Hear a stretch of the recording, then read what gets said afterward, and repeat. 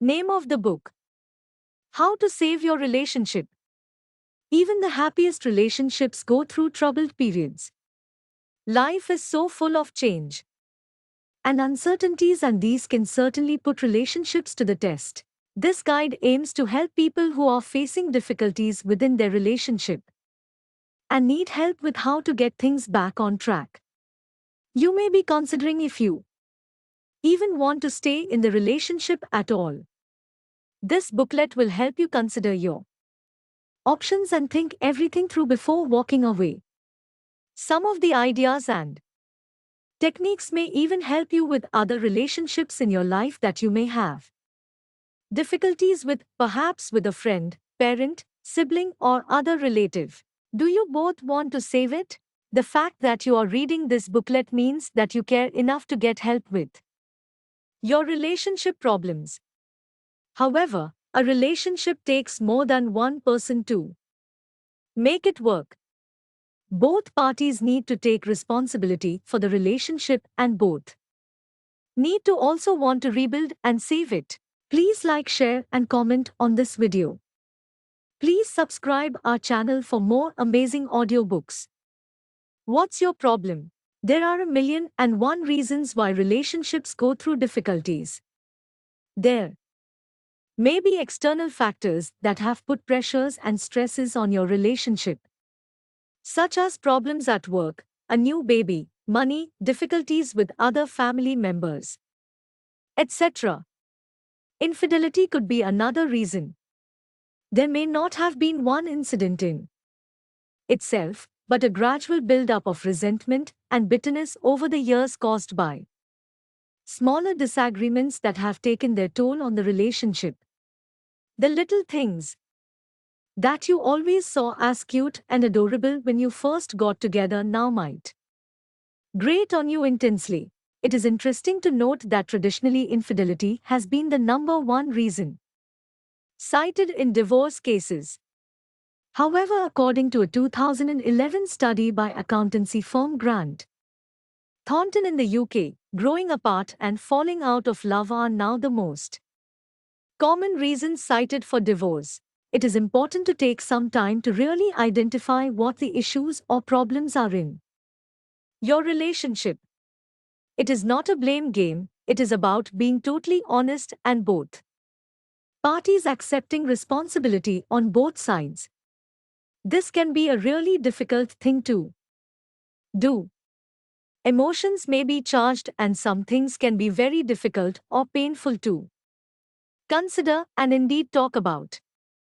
It is very much achievable to talk through these issues as a couple, but you may find that you need some professional help in coming to terms with these issues and need additional support with moving things forward. Sometimes talking to someone impartial whom neither of you know can really help get some clarity in your relationship. Details of further help and support available are detailed at the end of this booklet. Unrealistic expectations of your relationship? So you have been together for quite some time. When you first got together, things were so exciting and your partner paid you lots of attention and showered you with gifts and love and affection. Things are not the same anymore. In fact, you can't help but look around at others, couples walking down the street hand in hand, friends you know gushing about their other half and telling you what a great relationship they have and have sex 3 times daily, happily ever after stories on film and TV. Please like, share, and comment on this video. Please subscribe our channel for more amazing audiobooks. Stop. Everyone feels like this from time to time in a relationship. It really is quite normal. Things are not going to be the same as when you first got together. In fact, things could be much better. That first flutter of giddy love and excitement does not and cannot last. What you have could be so much more than that. Excitement does not have to go out of the window, but your relationship grows into something else, something more. A deeper and greater understanding, respect, and love for one another. Everyone's relationships are completely different. It is, after all, two different people with two different personalities. We all complement each other in different ways, and what works for one relationship may not work for another. Because we are all different. Take with a pinch of salt what others around you appear to be doing in their relationship. No one really ever knows what goes on inside someone else. Relationship behind closed doors. Therefore, it would be ridiculous to think that someone else's relationship is without problems and issues themselves and are better than your own. If you hear from a friend that they are having intercourse with their partner 3 times a week and you are having sexual intercourse once every month, or every few months, or even once a year, this does not matter. There is no normal frequency for how often couples have sex. Love does not necessarily go hand in hand with the act of sexual intercourse. The important thing is that you are both happy with the frequency of sex in your relationship. If you are both happy with doing it once a year, then that's great. Equally, if one of you wants to do it every night and the other once a year, then there is a problem. You are not sexually compatible and will need to consider how you move forward with this in your relationship. Please like, share and comment on this video. Please subscribe our channel for more amazing audiobooks. Putting the past to rest. Hurtful things that have been said and done in the past, infidelity, disappointment and bitterness felt by actions taken by your partner. These are all difficult things that can be experienced in a relationship, and they can be even more difficult to get over. Unfortunately, you cannot have a brain autopsy and forget, but you can leave these things in the past and move forward with your future. You can never forget, but you can forgive. With good communication with your partner and support if needed by a professional, you can learn to put the past to rest and move on. It may be that there is an issue that even by talking through with each other, you come to no resolution over. Sometimes you have to agree to disagree and move forward. Even loving couples cannot agree on everything, and being able to overlook certain things is essential for the survival of any relationship. Are we compatible? For any relationship to last, it is essential that you are compatible. This does not mean that you have to share all of each other's hobbies and interests and live in each other's pockets. In fact, it could be considered unhealthy if you do. The happiest people in the most successful relationships give each other space and time to follow other interests away from the relationship. You are, after all, to separate people with to separate personalities and interests. The important thing is that you are able to come back together and enjoy each other's company and pursue other interests that you may share together. Please like, share and comment on this video. Please subscribe our channel for more amazing audiobooks. Being compatible with someone is being able to work well together. It is about having similar outlooks on life, sharing a similar sense of humor, wanting similar things. Consider the following questions within your relationship. Indicate where you feel your relationship rates on a scale of 1 to 10 for each question, 1 being the least and 10 being the most. Try to think about each question in terms of your feelings over the last month or so rather than just how you are feeling today. Sex. How sexually fulfilled do you feel? Are you happy with the frequency of sex in your relationship? Fun sense of humor. Shared interests. How much do you laugh together? Shared values. Do you have a similar philosophy of life and moral code? Common goals. Are you heading in the same direction? Do you want the same things, or is there room for compromise?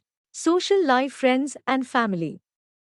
How happy are you with the level and quality of interaction you have with them? Conflict resolution. How well do you both manage disagreements? Do you respect each other's boundaries? Are you able to ask for what you need? Communication. Do you know what's going on in each other's life, and are you both interested? Please like, share and comment on this video. Please subscribe our channel for more amazing audiobooks. Chores. How happy are you both with the way chores are shared? Emotional support. How supportive is your partner, especially in times of stress and illness? Career support. How supportive is your partner of your career or other aspirations? What you need to do next? Add up your scores. This will be out of a total of 100. Please note that a score of 100 is completely unrealistic. If you have scored 70 or more, it can be suggested that you and your partner are compatible, but may still want to look at the areas where you scored less than 7.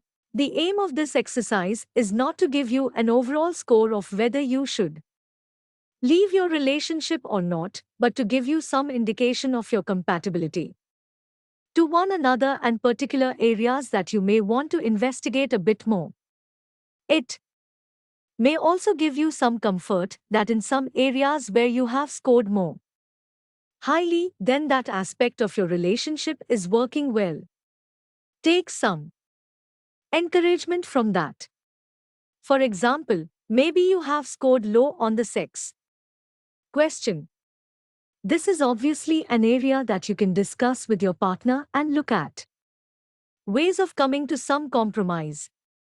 However, at the same time, you might have scored your relationship a 9 for the fun you have together and how often you laugh.